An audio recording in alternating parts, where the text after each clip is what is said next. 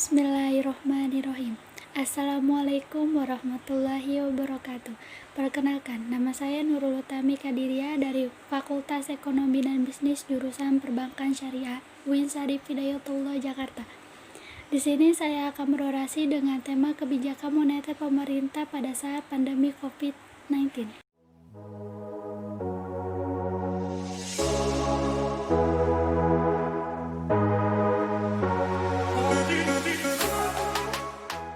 Sebelumnya saya akan menjelaskan sedikit tentang COVID-19. Menurut ala dokter, Kementerian Kesehatan Republik Indonesia, COVID-19 atau coronavirus adalah penyakit yang disebabkan oleh jenis coronavirus yang baru yang dilaporkan pertama kali di Wuhan, Tiongkok pada tanggal 31 Desember 2019. Setelah itu menularkan antar sesama manusia dengan cepat dan menyebar ke ratusan negara, termasuk negara Indonesia dalam hitungan bulan.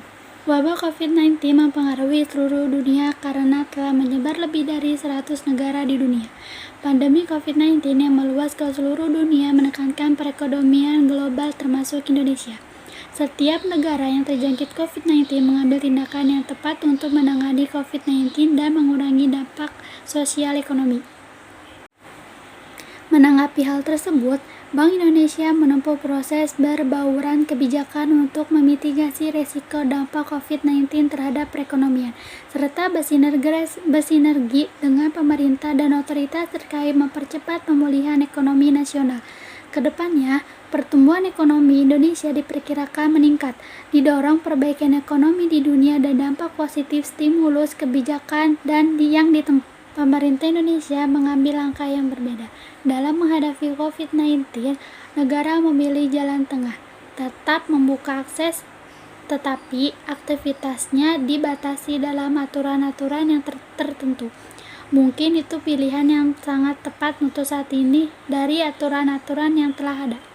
Meningkat banyaknya warga negara yang hidup dari sektor informal yang harus ditelusuri jalannya untuk menghidupi keluarganya.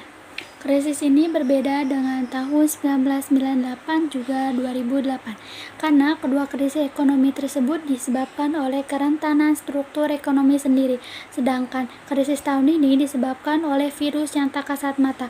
Sebelum dapat ditaklukkan, potensi krisis ekonomi ini terus ada dan tampaknya akan tetap ada, mengingat sampai saat ini belum ada vaksin corona. Artinya, ketidakpastian pasar akan tetap berlangsung entah sampai kapan.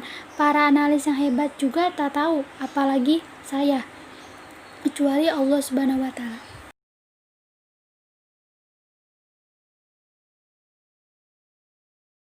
Tetapi ketakutan itu tidak akan menyelesaikan masalah. Itulah yang dilakukan negara, mencari solusi dari satu format ke format yang berbeda, mencoba dan terus mencoba untuk meramu formula yang lebih baik. Kementerian juga menerbitkan PKM 23/2002 yang memberikan stimulus pajak untuk karyawan dan dunia usaha, yaitu pajak penghasilan karyawan ditanggung pemerintah, pembebasan pajak penghasilan impor, pengurangan angsuran PPh pasal 25. Di samping itu, pemberian intensif atau fasilitas pajak bertambah nilai yang berdampak COVID-19. Pemerintah Indonesia mengambil kebijakan yang kooperatif di bidang fiskal dan moneter dalam menghadapi COVID-19. Di bidang fiskal, pemerintah melakukan kebijakan refocusing kegiatan dan alokasi anggaran. Untuk itu, Presiden RI Joko Widodo menerbitkan Impres nomor 4 tahun 2020 yang menginstruksikan seluruh menteri, pimpinan, gubernur, bupati, wali kota mempercepat refocusing kegiatan, alokasi anggaran, dan pengadaan barang jasa penanganan COVID-19. Selanjutnya, Kementerian Keuangan akan merelokasikan dana APBN sebesar 62,3 triliun. Dana tersebut diambil dari anggaran perjalanan dinas, belanja non-operasional, honor untuk penanganan COVID-19, perlindungan sosial, dan intensif dunia usaha. APBD juga diharapkan direfocusing dan dialokasi untuk 3 hal tersebut. Penguatan penanganan COVID-19 dilakukan dengan menyediakan fasilitas dan alat-alat kesehatan, obat-obatan, intensivity medis yang menangani pasien COVID-19 dan kebutuhan lainnya. Social Safety Net memberikan untuk meningkatkan daya beli masyarakat melalui program Keluarga Harapan atau PKH, Kartu Indonesia Pintar atau KIP, kartu sembako, dan beras sejahtera. Kementerian diharapkan memperbanyak program padat karya termasuk dana desa. Sedangkan intensif dunia usaha dilakukan untuk membantu pelaku usaha khususnya UMKM dan Kementerian juga menerbitkan PKM 23/2002 yang memberikan stimulus pajak untuk karyawan dan dunia usaha, yaitu pajak penghasilan karyawan ditanggung pemerintah, pembebasan pajak penghasilan impor, pengurangan angsuran PPh pasal 25. Di samping itu, pemberian intensif atau fasilitas pajak bertambah nilai yang berdampak COVID-19. Presiden RI juga memberikan arahan agar kementerian atau lembaga memprioritaskan pembelian produk UMKM, mendorong BUMN memperbudayakan UMKM dan produk UMKM masuk e-katalog. Itu di bidang fiskal. Sekarang di bidang moneter. Di bidang moneter, kebijakan moneter yang diambil harus selaras dengan kebijakan fiskal dalam meminimalisir dampak COVID-19 terhadap perekonomian nasional. Oleh karena itu, otoritas moneter harus dapat terjaga nilai rupiah, mengendalikan inflasi, dan memberikan stimulus moneter untuk dunia usaha. Diharapkan pada relaksasi pemberian kredit perbankan dan menginvestasikan penelusuran kredit usaha rakyat.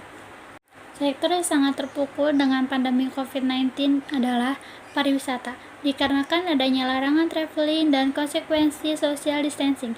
Imbasnya merembet ke industri perhotelan, restoran, dan transportasi yang lainnya. Tidak hanya itu, banyak perusahaan atau perkantoran yang terpaksa harus mem-PHK karyawannya, sehingga membuat tingkat pengangguran semakin meningkat. COVID-19 berdampak tidak hanya pada sektor ekonomi, tetapi juga berdampak pada kesehatan dan dampak sosial. Salah satu cara memutuskan COVID-19 adalah dengan social distancing, bertujuan mencegah orang sakit melakukan kontak dengan jarak tertentu dengan orang yang sehat, mengurangi penularan COVID-19. Social distancing adalah menjauhi perkumpulan, menghindari pertemuan massal, dan menjaga jarak antar sesama manusia sekitar 2 meter. Dengan adanya social distancing ini mempengaruhi kehidupan sosial masyarakat Indonesia yang terkenal guyup, suka bersalaman, dan terbiasa berkumpul seperti perkawinan, upacara adat, atau sekedar nongkrong-nongkrong di kafe atau di mall. Mungkin cukup sekian orasi dari saya. Kurang lebihnya mohon maaf. Wabillahi taufiq walhidayah. Wassalamualaikum warahmatullahi wabarakatuh.